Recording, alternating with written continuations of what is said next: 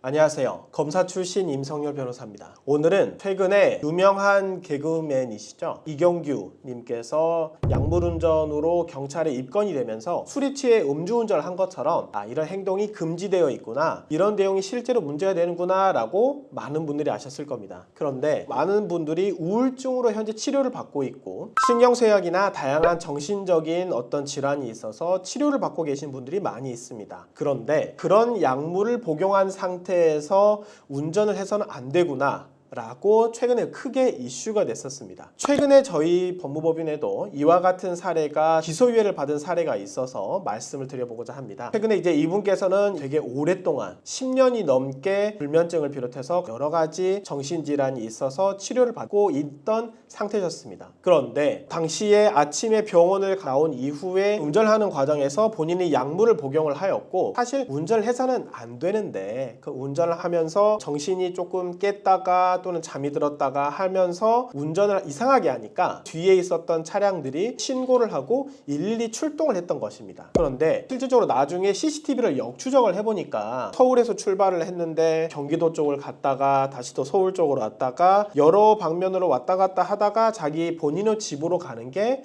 확인이 된 겁니다. 자, 여기에 대해서 사실 의뢰인께서는 정말 불안했던 거는, 사실 제가 단순히 이거 1, 2년 이렇게 처방받은 것이 아니라 상당히 오랫동안 약을 먹었습니다. 이 수면장애 또는 불안 증세를 해결하기 위해서 많은 약을 받았는데 이 약이 쓰면 쓸수록 조금 내성이 발생하기 때문에 과거에는 뭐 한 알, 두 알 이렇게 먹어서는 충분히 여기에 대해서 효과가 있었고 잠을 잘 잤는데, 이 약에 내성이 생기면서 부족하다 보니까 다른 병원에서 또는 같은 병원에서 좀 많은 약을 처방받아서 제가 잠을 잤습니다. 그래서 제가 당시에 여기에 대해서 약물운전이 있어서 112 친구가 와서 소변 검사를 했는데 그 수치가 되게 높았을 것 같습니다. 처벌을 받을까 두렵습니다 라는 점이 핵심이었습니다. 그런데 사실 이분 같은 경우에는 딱 의사가 정해진 양에 대해서 처방을 받았지만 여러 병원을 통해서 약물을 처방받아서 거기에 대해서 복용을 했던 것이 쟁점이고 문제가 됐었습니다. 그와 같은 점을 저희가 여러 의료 기록을 분석을 했고, 작년 4월 정도부터 본격적으로 시행되었지만 식약처에서 관리하고 있는 림스, 마약류 총괄관리 시스템에 대해서 이미 의사들은 알고 있었습니다 라는 점을 저희가 오히려 반대로 주장을 했습니다. 제가 검찰에서 이와 같은 사건들을 처리할 때 가장 애먹었던 점이 하나가 사실 이거였습니다. 당사자가 별도의 졸피뎀이나 프로포폴을 사적으로 구매했다, 당연히 향정 위반이죠. 그런데 권장량인 하루에 2개 먹어도 잠이 안 옵니다. 저 잠이 안 오면 하루 종일 밤새 잠을 못 자가지고 도저히 일상생활이 불가능합니다 라고 해서 다른 B라고 하는 정신과에서 처방을 받았어요. 그렇다면 이와 같은 점들에 대해 이 사람은 약물 향정 위반이 되지 않느냐 라는 게 사실 가장 큰 쟁점이었습니다. 그런데